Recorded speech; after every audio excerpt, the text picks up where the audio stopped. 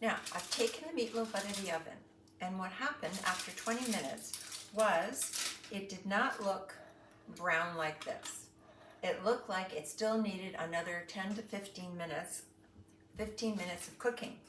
And so this is the color that you want to get. Okay?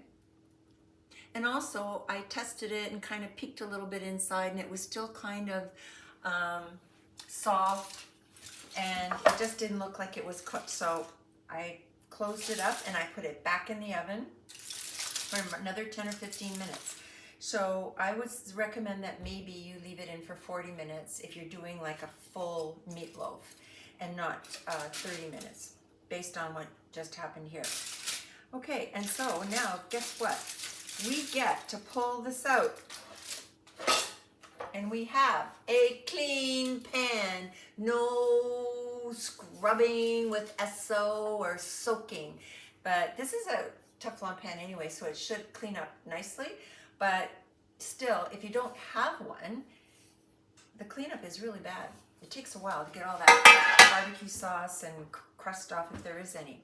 So back to the meatloaf. We're going to take the foil down, and this is your end product. Ugh, oh, I just got foil in my mouth. Okay, now I let it cool a little bit because I'm not eating it right away. And a lot of times you should let it sit for maybe a good 5 minutes. You can still keep the foil on, and it's going to be cooking, and you just want all the juices to settle down, just like a steak. Otherwise, it's going to, it's just not going to be probably as firm as it should be, and it might fall apart on your plate. Okay, so I'm going to cut this, and yeah, there we go. Yeah, I'm going to cut another piece.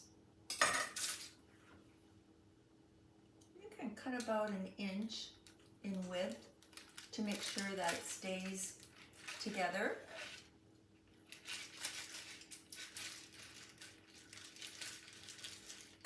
There. Just trying to get it on the knife for you. That barbecue sauce on top just makes a huge difference. And look, there's your meatloaf, and look at that nice crust. It's not crusty, it's like sticky barbecue sauce on the edge there. And every bite you take will probably have a little bit of that on it, and it just gives a really, really nice flavor. And there is your meatloaf. So if you like to have gravy with it, make a gravy or buy canned gravy, which is like yuck. And I'll talk to you about gravy at another time, which is really simple. Or you can just have some barbecue sauce on the side and just dip it a little bit when you're eating it.